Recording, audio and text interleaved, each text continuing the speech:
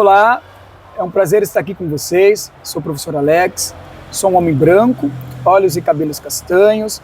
Hoje estou com uma camisa polo verde, uma calça preta e estou posicionado aqui com uma bengala verde, porque eu sou uma pessoa com deficiência visual, eu tenho baixa visão, eu possuo retinose pigmentar. Então essa retinose pigmentar ela degenera as células da retina, então tem muita dificuldade em ambientes escuros e com o meu campo visual também. E hoje só tenho basicamente percepção de vultos. E eu quero falar um pouco para vocês da minha trajetória. Como eu disse, hoje eu sou professor, mas nem tudo sempre foi assim. Lá na minha infância eu trabalhei como jardineiro, na construção civil, porque meu pai é pedreiro. Então, desde criança eu aprendi a ir ao trabalho. Então, aos meus 14 anos já era um jardineiro. E eu tinha problema de miopia também. Cheguei a usar óculos e eu não entendia o porquê que com os óculos a minha visão não melhorava. E aí, já nos meus 18 anos, o médico falou para mim que eu tinha uma doença muito séria na retina e que eu iria ficar cego. E isso aconteceu de fato, né? A visão foi piorando, e hoje só tenho essa percepção de vultos. Só que nesse intervalo, né, desde eu ser jardineiro e hoje ser um professor, eu passei por muitas coisas. Então, trabalhei na indústria, a minha formação original é química, então trabalhei na indústria química, trabalhei de almoxarife em metalúrgicas, em lojas de roupa, em lojas de mecânica. E eu sempre tive um sonho de ser professor, sempre gostei, né, dessa questão de ajudar as pessoas. Já lá no ensino fundamental, eu gostava de dar aos colegas na sala, né? Então eu tinha um sonho de ser professor. Então mesmo com essas dificuldades, e o médico falou, você não vai conseguir andar à noite, você vai ter que se adaptar. Na época eu não usava bengala, foi um tempo até eu internalizar essa questão da perda da visão. Então demorei um pouco para começar a usar bengala. Então faço uso da bengala há uns 5, 6 anos mais ou menos. E eu fui estudar. Então fiz o técnico em Química e posteriormente eu fiz licenciatura em Química. E aí comecei a lecionar em 2013 no estado, dando matemática e física na época. E aí em 2015 eu ingressei no Centro Paula Souza, e onde estou até hoje, né, lecionando Química e Física basicamente. E aí concluí, né, 2 especializações. Eu fiz uma especialização em metodologia do ensino de física e matemática, e até por conta da visão, eu também fiz uma especialização em educação especial inclusiva, e hoje estou aí em fase final aí do meu mestrado. Ano que vem, 2025, eu encerro o meu mestrado, se Deus quiser. Então, de uma forma bem resumida, essa é a minha trajetória profissional acadêmica. Obviamente, resumi muito, mas em linhas gerais é isso.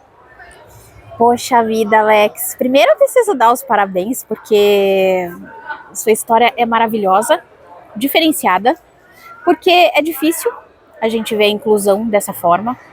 E eu penso que quem faz a inclusão também somos nós, né? Se a gente não bater o pé, se a gente não mostrar, né, para nós, primeiro, né, antes de tudo, que somos capazes de lutar, né, a gente acaba ficando aí preso no casulo, né? Sim, sim. Então eu parabenizo você. Agora uma pergunta que não quer calar. Nas ETECs, como foi para você, né, de primeira, assim, dar aula, né, os desafios, os friozinhos na barriga? Conta um pouquinho pra gente. O curioso nas ETECs em especial é que eu ingressei, eu não falei para as pessoas que eu tinha uma deficiência visual, porque como eu ainda não usava bengala e eu tinha uma percepção, né, melhor ali de vultos, eu conseguia me virar bem, né? Na época, estou falando isso aí há 10 anos atrás, eu conseguia ler, eu usava óculos, foi quando eu ingressei. E na ETEC, né, a minha visão foi piorando, até o momento que eu precisei avisar o diretor, falei, olha, tal dia eu vou chegar com uma bengala na escola. E para os alunos foi um pouco de um choque, né? Por quê? Porque eles sabiam que eu tinha uma debilidade visual ali, né? Tinha uma deficiência visual. Só que eles não entendiam a profundidade disso. Desde quando você estava sem bengala, eles já entendiam isso? Você já explicou isso para eles? Ou você apareceu com bengala assim? Não. Eu comecei a dar aula aqui sem bengala. Ah, tá. Eles percebiam a dificuldade na sala de aula. E eu explicava, olha, eu tenho retina suplementar, é assim, assim, assado. E até brincava muito, né? E na sala de aula não tem nenhum problema, por quê? Porque como eu enxerguei lá atrás, eu tenho a noção geoespacial da lousa. Eu não enxergo o que eu escrevo. Eu escrevo, mas não sei o que eu escrevi. Você escreve, mas você não consegue ver o que escreve. Exatamente. Eu sei que está lá porque fui eu quem escreveu, né? Uhum. Mas eu não consigo ler depois o que eu escrevi. E chegou o momento que eu avisei a escola, vou chegar com bengalas. E aí foi um choque ali, meio para a comunidade, mas um choque positivo, porque eles já tinham uma certa empatia e isso se intensificou. Então o acolhimento assim, foi total, tanto das unidades, né, dou aula em 3 unidades atualmente, quanto dos alunos e todos os professores, funcionários. Então foi algo bem tranquilo para mim essa transição. E que bacana, em todas as unidades, não teve nada, não teve ninguém que teve um baque negativo, que se assustou, nada? Eu me recordo um estudante que ela, no caso, uma aluna, ela falou, professor, quando eu lhe vi com bengalas, eu fiquei parado, eu não consegui nem chegar perto do senhor.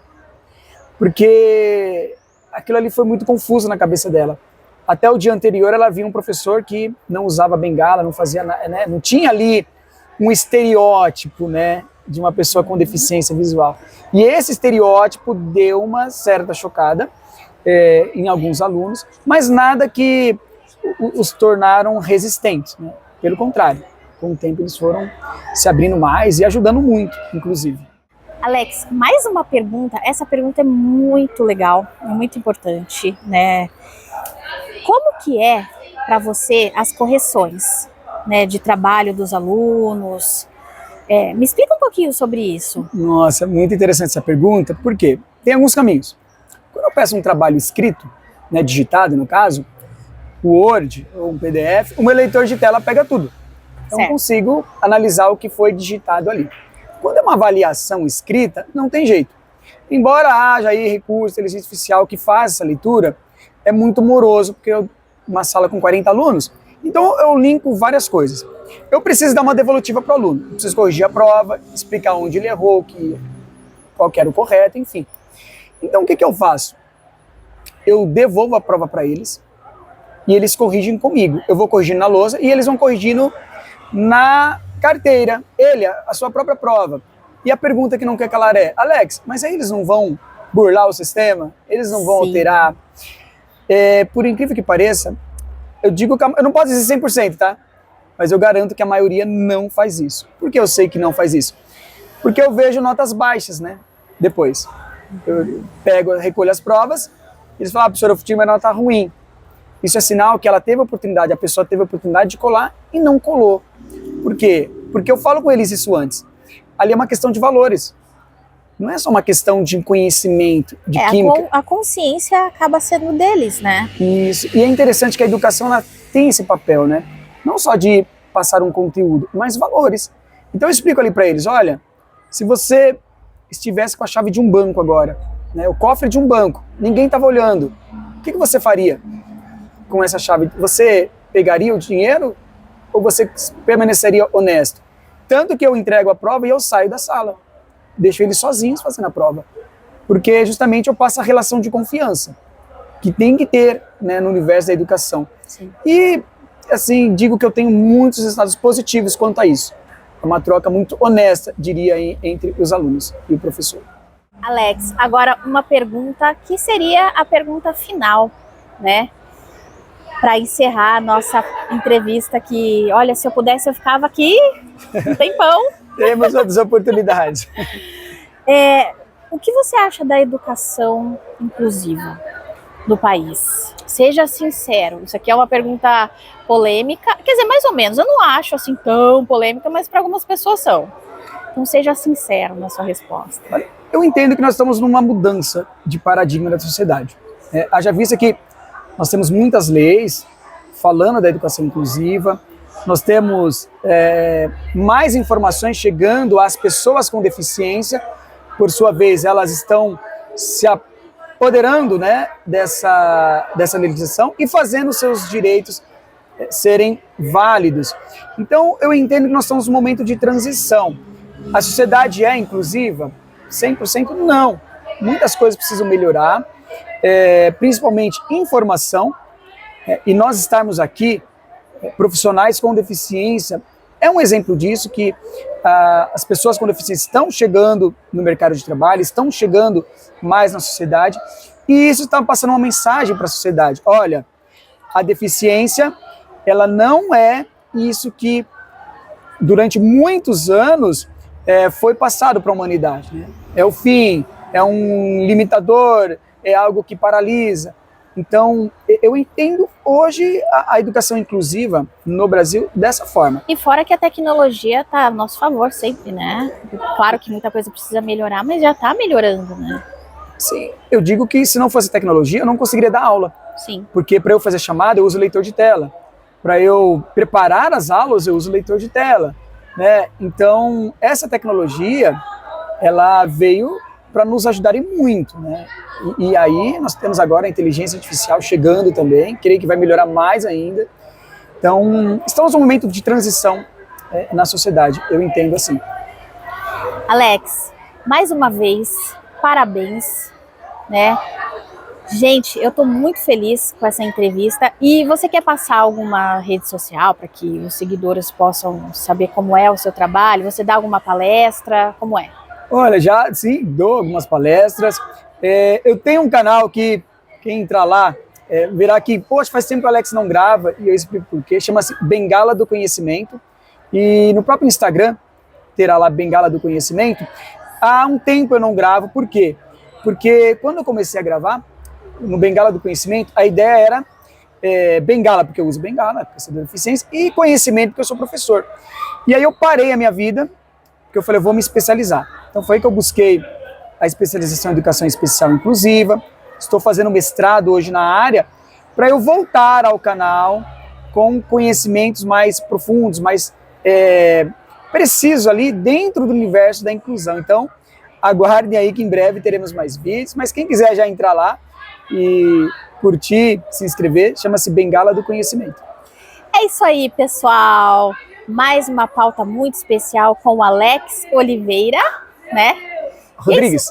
Alex Rodrigues, né? Isso. É porque lá tava como Alex Oliveira. Mas... tá bom. Mas enfim, pessoal, se inscrevam no canal, ativando o sino para notificações e olhar diferente que eterniza histórias. Das veinhas. Sim, da comunicação à distância, via eco. Por quê? O som batia na montanha lá e refletia, ok? Então, pelo fenômeno do eco. É uma comunicação à distância, podemos dizer, talvez a primeira comunicação à distância da humanidade, né? De uma forma mais eficiente. Então, quando nós falamos da reflexão do som, tudo isso está envolvido. Estou falando da reflexão do som, mas aí nós podemos falar também, como eu iniciei a aula, da reflexão da luz, tá? Como aconteceu lá com o colega que era surdo e estava dirigindo e ele precisava utilizar a reflexão, e precisa, né, para perceber uma ambulância atrás, tá bom? E é interessante, queridos, que essa reflexão, quando eu falo de luz, eu vou pegar aqui um canto da lousa, ela pode se dar de diversas formas. Bom, você imagina que antigamente não tínhamos espelhos como nós temos hoje. Aí eu pergunto, como que o ser humano ele se percebia visualmente falando? Reflexo da água. Reflexo da água.